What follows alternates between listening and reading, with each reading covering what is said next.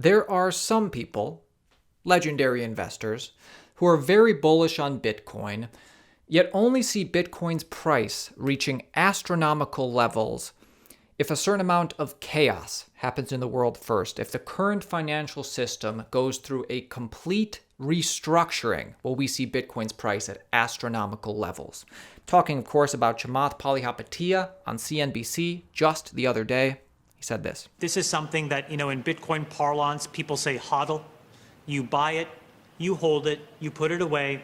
And honestly, I think you hope that you never need it, because the amount of actual chaos that will drive Bitcoin appreciation is not something we actually really want to see. Now, that being said, if it does happen, I think it will create an enormous power redistribution, and it will push power, it'll push financial accessibility to the edges, to billions and billions of people. And in that, I think there's something to be really proud and excited about. Chamath understands Bitcoin very well. He's always been bullish on Bitcoin. As you heard him say at the end of that clip, Bitcoin will bring financial accessibility to billions and billions of people around the world, and that's something that we can be proud of. But for Bitcoin to reach those really high prices, he thinks that a certain amount of chaos will have to ensue first. And maybe he's right. There are certainly Bitcoiners who want to see that happen. Then there are other highly respected investors who are also bullish on Bitcoin who don't think that the world needs to undergo chaos for Bitcoin to hit a price point of $1 million. Speaking, of course, about world-famous investor Raoul predicting a Bitcoin price of $1 million in 5 years, not because of a financial meltdown, but because of these reasons. You have one of the most bullish calls out there for Bitcoin, not just the $1 million mark, but $1 million within 5 years. Yeah, I think that's about right. And that, whether it's 5 years, 6 years, we're going to go through 2 of these halving cycles. And just from what I know from all of the institutions, all of the people I speak to, there is an enormous wall of money coming into this. It's an enormous wall of money. Just the pipes aren't there to allow people to do it yet. And that's coming, but it's on everybody's radar screen, and there's a lot of smart people working on it. So I think it's going to be not because the world's collapsing, it's because there's going to be adoption by the real large pools of capital. Interesting. I like it. Now keep in mind, Bitcoin can mean different things to different people depending on where you are in the world and what your situation is. Maybe you use Bitcoin to save, store, and transact value because maybe you don't have access to a bank account. Maybe you use it to resist censorship. Maybe you use Bitcoin, like I do, as an investment, the fastest horse in the race, as it were. Now, the fact is, no matter how you use it, people all over the world are waking up to the fact that Bitcoin is here to stay, and nothing can stop it. It has no single point of failure, and since it is so scarce, and since it is so censorship resistant, it will probably go up in value over time. Watch this clip. Raoul is so bullish, he's now over 50% in Bitcoin. Back in June, your allocation, I had seen a previous interview you had done. You were 25% US dollars, 25% gold, 25% equities, 25% Bitcoin. So if you're now 50% Bitcoin, how has the rest of the allocation changed? It's probably above 50% now. Really, I've reduced cash, put that into Bitcoin. My trading positions are relatively small because I don't think there's as much opportunity as there is in Bitcoin. So really, mainly a bit of cash, some gold and Bitcoin. And I'm even toying with the idea of selling my gold to buy Bitcoin, more Bitcoin. Wow. Okay, well, I'll get back to it in a second. So look at that face. Why is he making that face? I have a guess.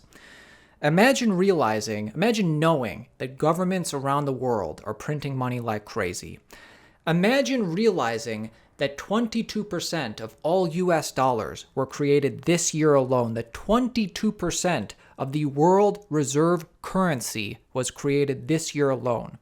Imagine realizing that the US dollar is only losing its value over time, not to mention lesser currencies around the world which are devaluing far faster. And now let's just say that you realize this, and that you realized that we're living in a time where distrust of government, distrust of central authorities, and censorship from those authorities were all at all-time highs. Now, imagine realizing that and realizing that the world is becoming more and more digital, and macro factors and on-chain fundamentals and even price, technical analysis for Bitcoin is all incredibly bullish. Imagine knowing this, thinking to yourself, I'm probably ahead of the curve. I'm in on this asset that nobody realizes what it is. I'm in on this asset early, and I possibly just made the best investment of my life now that I'm over 50% Bitcoin. Is this the face you'd make? I think so. Hey, welcome back everybody to Altcoin Daily. My name is Aaron. I never introduced myself. Of course, the reason you subscribe is because we keep you informed on a daily basis. Everything that's happening in the world today with Bitcoin and cryptocurrency. Let's move forward. Now, I do want to finish off today's video with two interesting pieces of news. One about a movie being made, and two about NBA blockchain related thing. I mean, this is happening whether you believe in blockchain or not. The NBA is licensing out their name to make it happen with Dapper Labs. Before we get into that, I do want to plug Swan Bitcoin real quick. If anybody's interested in the cheapest way to cost average Bitcoin, use my link in the description, Swan Bitcoin /Aaron T. Arnold. People ask me all the time, what's the cheapest way to buy Bitcoin? Because fees kill you.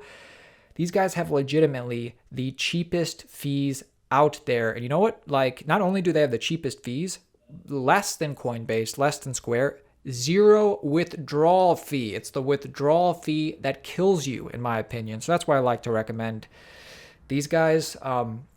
Cost averaging as little as $10, $50, $100, as much as you want every week, every month, soon to be every day, whatever you like. Use the link in the description. And let's get to the story. OneCoin movie starring Kate Winslet is coming soon. So you guys remember OneCoin?